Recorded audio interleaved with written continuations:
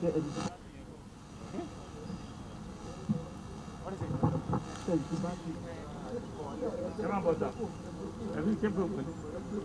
don't want to limit it to Southwest. Gentlemen of the Traju himself, our leader, and the governors here, concerned about the state of the nation, particularly the serious security challenges facing the country. All progressives Congress leaders in the Southwest met in Lagos on Sunday, May 24, 2021. The meeting was characterized by open and frank discussions of the difficulties now facing Nigeria. Based upon these deliberations, the following points of agreements were reached. The leaders commiserate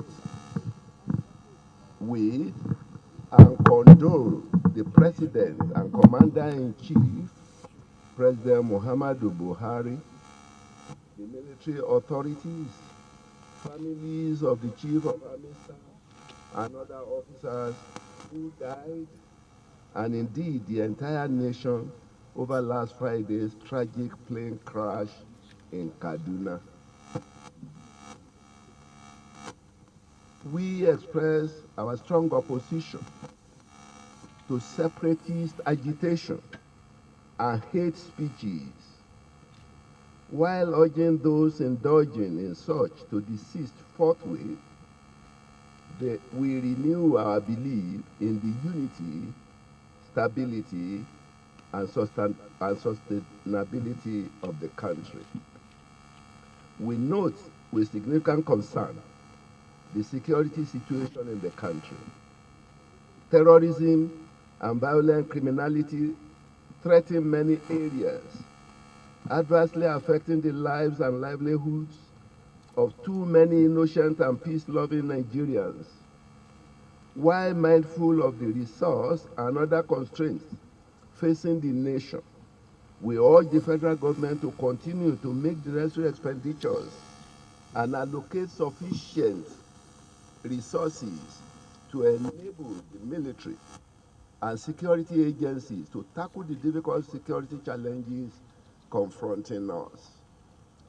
For Nigeria to overcome these challenges, we must do so with unity of purpose and action.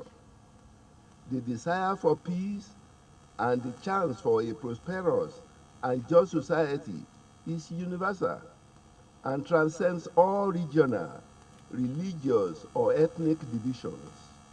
Sadly, many public figures have made statements that spark division and undermine the needed unity of purpose.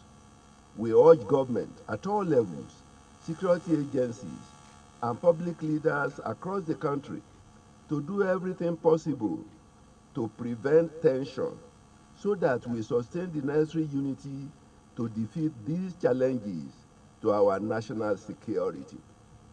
All responsible Nigerians must speak and act in a manner that strengthens our common cause against these common threats to our collective peace, justice, and development. We restate our abhorrence of violence as a means to achieve either political or economic power and influence. We strongly condemn violence of any form in any part of the country, regardless of ethnic or regional identity of the perpetrators of the violence or of the victims. Government must do all it can to protect potential victims and to assist those who have previously been victimized by terrorism or widespread banditry. We hold to the view that through federalism, where more power and resources are allocated to the states, will be an essential part in strengthening society and improving democratic governance so that we beat the present challenges, but also engender durable peace and security. Through federalism and the reallocation of resources and authority that comes with it will empower the states to solve localized issues before they spread and transform into national ones. In addition to mitigating political competition for control of the national government, greater federalism will empower grassroots economic development and political reforms that will stand as bulwarks against the terrorism and criminality now experienced in too many parts of the nation. A hallmark of the enhanced federalism will be the establishment of state police force. We endorse the position of the southern governors taken at their May 11, 2021 summit in Asaba, Delta State, regarding ranching. We do so because such a decision will lessen tensions between farmers and herders, while also helping the long-term economic viability of both the farming and herding communities. We are mindful of the short-term dislocation this might cause, but are also mindful that this position is in the best interest of all parties concerned. We therefore recommend that the federal and state governments cooperate fully with each other to enact the necessary measures to encourage this more effective and modern method of cattle rearing, so that both farmers and herders can pursue their livelihoods with greater productivity and in a more cooperative relationship that minimizes the friction between these two important pillars of our agricultural economy.